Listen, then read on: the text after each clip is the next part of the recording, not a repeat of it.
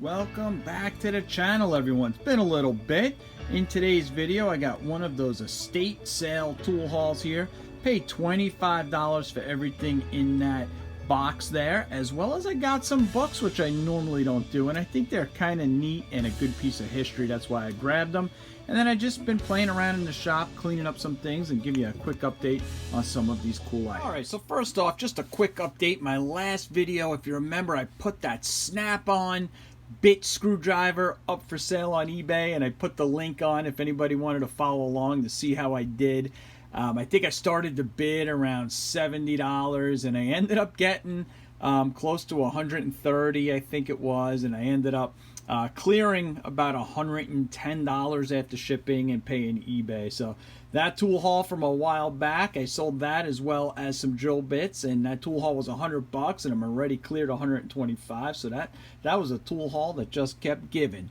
So because of that, it inspired me to maybe list something else, and I have this Craftsman half-inch drive socket set, and it's a nice set. Here it's got this kind of plastic lid on it. It's not the super vintage stuff that I love, so I'm more than willing to part with it. And I was shocked at how much they're getting for these on eBay. This particular set sold for over $100 not too long ago, so I was like, you know what, I'm gonna let mine go. I think it could sell up to about $650 now on eBay without having to pay any tax on it. So that's going to be my goal for this year.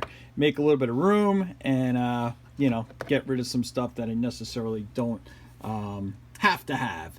And this is a great ratchet. I cleaned it up, greased it, so whoever will get it will have a nice set. But what I did that's a little different that nobody else has is I put some metric sockets in there. So I got a 9, a 10, I think a 13, 14, 15, 17, and 19 V series, and it just fits in there great. So I thought that was a nice little bit to add there. So we'll see what happens with this one. And once again, I'll put the link in the description if you want to follow along and see how I do, and I'll update you on the next video. A couple other items in that $100 tool haul that I found that I got a lot of interest on and people really liked and commented on. So I finally had a chance to work on them and clean them up. And the first one is this palm grip ratchet, and it's not often that I could get something that Scout Crafter is enamored by and hasn't really seen before. He actually, from the video, went out and purchased one of these, which I think is just so neat. This thing was definitely rough when I got it, and I did a pretty good job of cleaning it up, put it through the paces on the, getting it apart, and now just listen to it. Put this on the buffing wheel. You're only going to get so much out of it with those, micro type of scratches, but it works great. Got all the rust off it on the fiber wheel and put it all back in service. Who knew that they have all those accessories like John put in his video?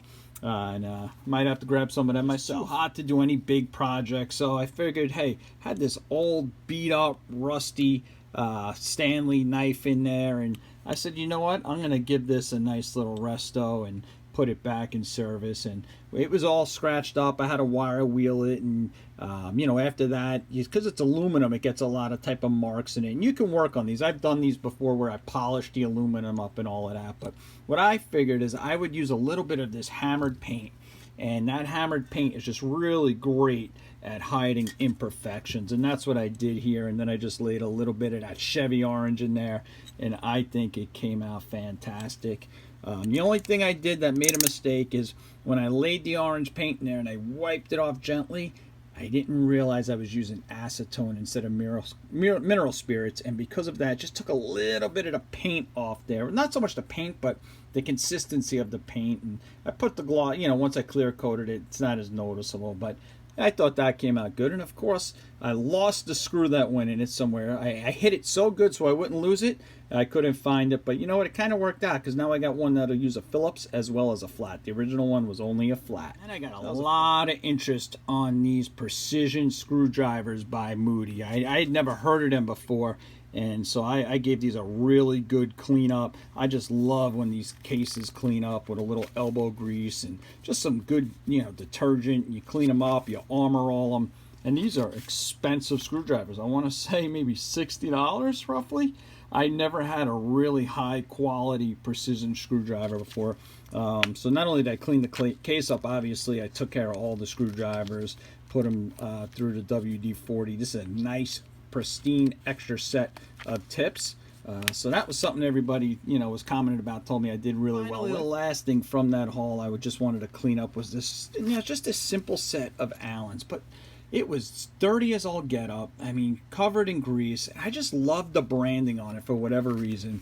And it just shows you, if you get out there, you go to estate sales, you go to garage sales, you can bring history back to life. And I really gave these a nice cleaning. The bluing on one of them was a little kind of off, but just WD-40, some maxi film, and look how that cleaned up.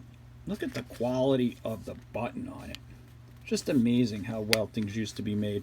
Allen head, not 100% sure why it says federal stock number. Maybe they were selling these government contractor or something like that. All right, enough with the updates. Let me get this stuff out, laid out for you, and take you through my estate sale tool haul. All right, so first item up. This place that I was going to was the second day, and it was definitely picked through the day before. And this here I dug out of a bottom drawer, and I said, hey, wow, that was a rusty little find, and if I could find this, I'm going to stick around and see what else I could dig up, because it seemed like it was going to be slim pickings. But this is a little giant, and this is one of those really cool adjustable wrenches that you could flip it the head around and use it a different way, in really good shape.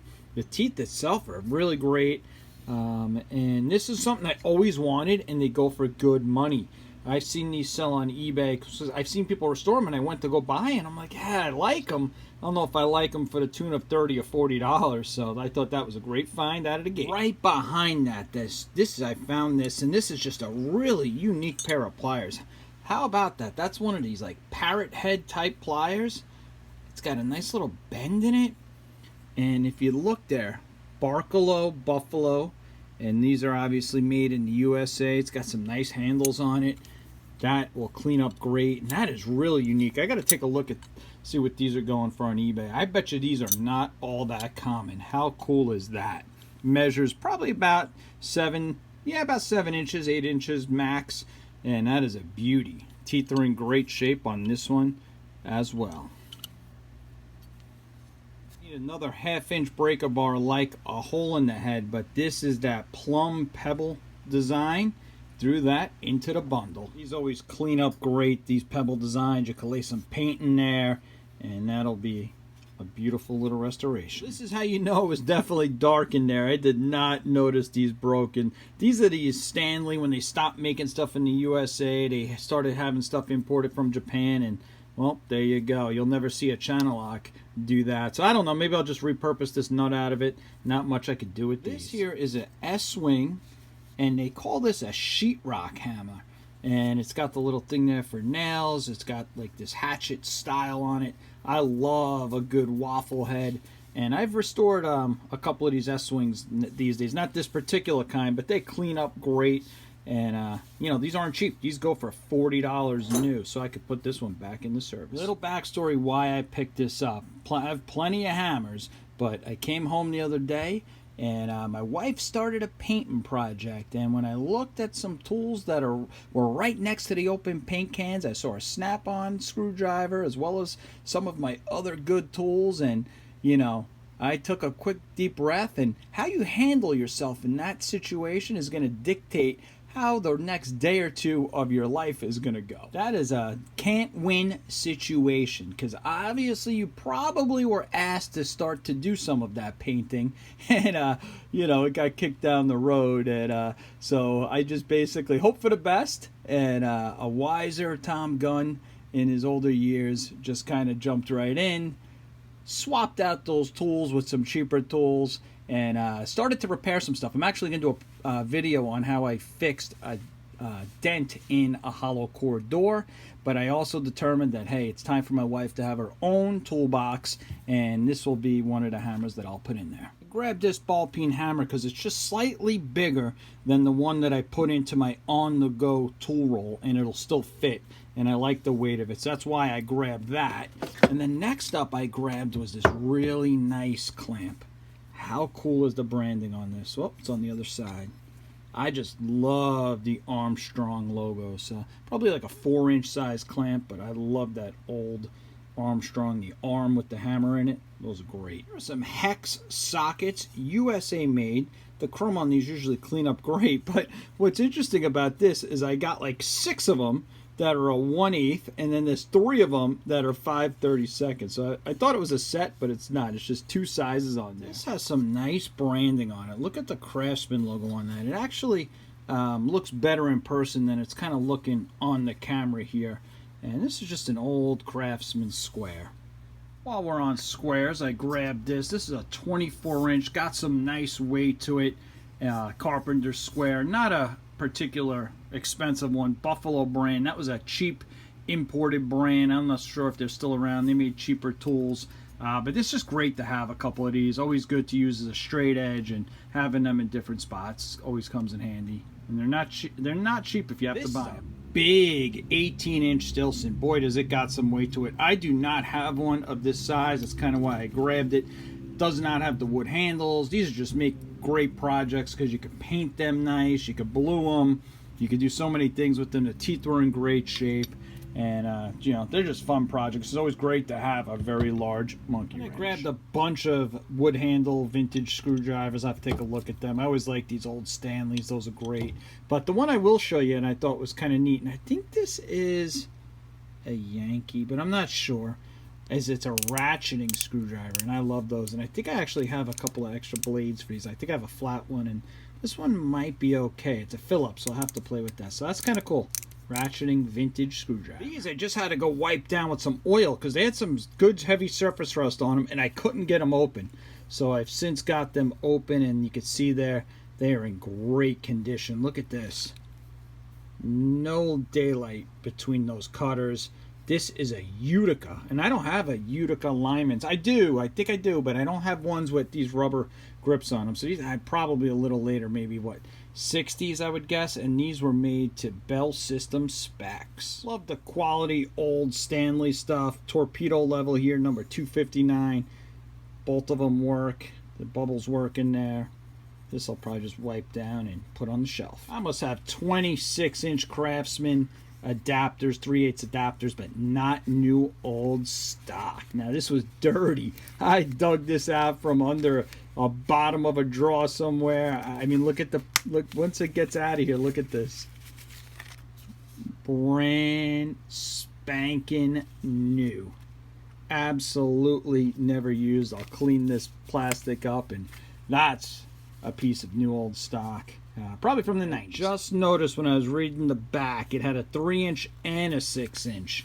So I'll have to see if I have a nice 3-inch that's basically brand new looking that I could put in here to complete this. No, I love blow molded cases, so when I saw this, my eyes lit up, but then when I opened it, it was empty. This is one of those screwdrivers. Whoever made these, probably Western Forge, made them for a lot of people.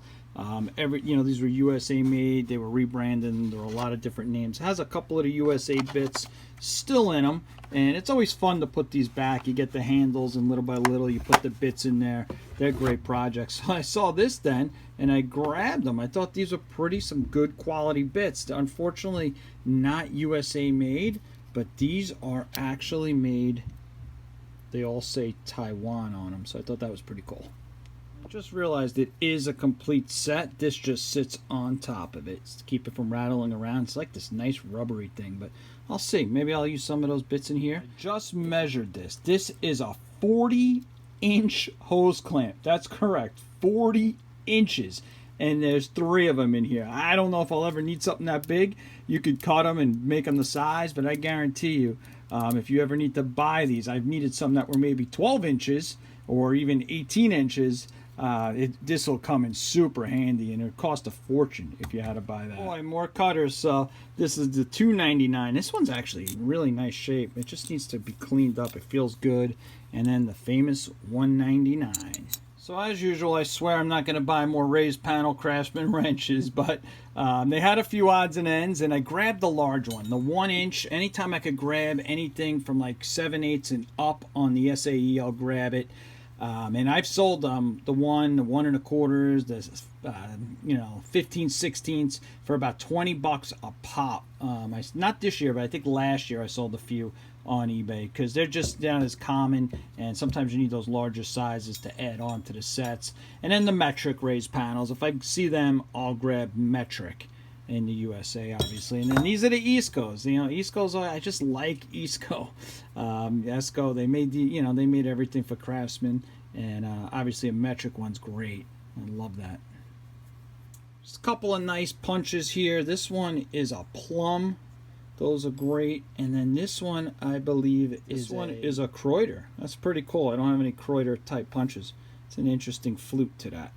And a nice chainsaw blade, brand new, or file I should say. This one actually has the guide in it, which I like. So, because sometimes the chains are so worn you can't see the markings on it, and knowing exactly getting the correct angle is great. I told you in one of the previous videos, this TwoCycle Oil now is $3.49, $4 a pop. So I think I'm good now with this. That one I grabbed. And then, just an air gauge, but a tire gauge. But something about this, when I grabbed it, I felt the weight on it. And I said, this is quality. And I took a close look at it, and look at that. Made in England.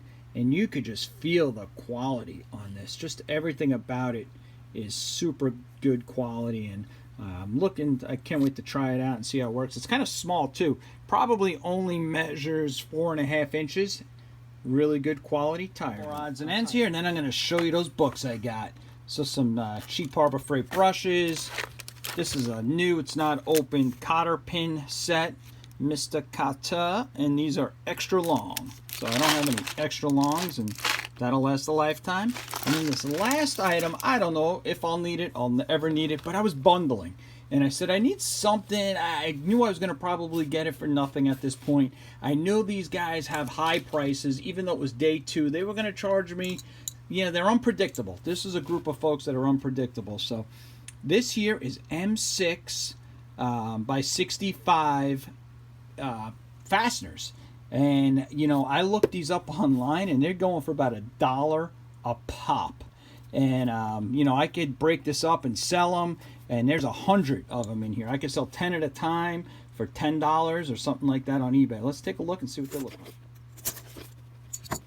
All right, so not sure if I'm ever going to use these, but like I said, I could always resell them.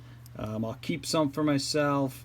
But I knew that when I just grabbed that and it was completely sealed, and I know when last time I bought some hardware how expensive it was. So that might pay for this whole haul. And then I'm about to show you this cool little container that I put everything in the bundle that I basically got for free. It's got an aluminum handle, nice plastic little heavy duty plastic type tray, and in the bottom of that is a Morse cutting tool and just a really cool branding on it, Massachusetts, USA, and in here is just a die. Really neat. All right, the first book I want to share with you and show with you is this Stanley tool guide, price 25 cents, and it's got everything in there. Look at that, all the pages, kind of like your index, where to go to find it, and this is just beautiful. I want to say this was 1953 is what this is from. When I in here, I found the date somewhere. Yep, there it is. New Britain, 1950 is the copyright, and I think this came from 1950. And I looked online; they're not super valuable, but they're not I think they were $10–15 roughly. They're selling for, and that is just awesome to have in the shop. How cool is this? I can't wait to read this a little bit more in detail and just see what the tools look like from that era. Next up, this book is a little bit smaller. God, the days before the internet, right? You had to have these type of things, and it was knowledge and power having one of these. This is a General Electric do-it-yourself, how to wire. And how cool is this? 1979 is when this is from, and it's just a book on all the things you would need to know about household wiring. That is just a cool thing to reference and take a look at, and not just, you know, read it when you need it, but just kind of brush up on. Bet you my dad would really like that. This is a full-size type of book. Not super thick, maybe 3/4 of an inch. And this is how to rebuild your Chevy small block. I mean, I just think this is awesome. 1978 is the year on this. It's $8. $8 this cost back then. That was a lot of money. And that is a cool book. Everything that you would need to, it takes you through everything. It starts off, you know, diagnosis and every little bit that you would need. And I hope to use that one day. That would be real fun. I'd love to get a little pickup truck one day with a Chevy small block. Something old school, maybe from the, you know, 50s, 60s, or even the 70s. Very cool. And then the final thing is a Chilton's Auto Repair Manual. Who remembers these, huh? This is American cars 68 to 75. And it just, you know, gives you the instructions on how to use it.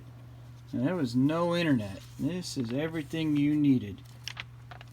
I think these are just awesome finds, and be great to have in the shop. Last item I forgot to share with you. This is a hose, and the reason I picked up this, you know, air pressure hose is because I'm working on doing the restoration of that 1950s Craftsman air pump. So stay tuned for that, and I figured I probably need this, and when I could grab it right there and bundle it in. Right, let's wrap this video up. One last look at everything here. Sometimes I leave these events, these estate sales, and I'm just not 100% sure if I really killed it or got my money's worth, but I know after taking a close look at this, I think I got my $25 worth. Not an absolute home run, but a lot of good little gems in there. Some unique items.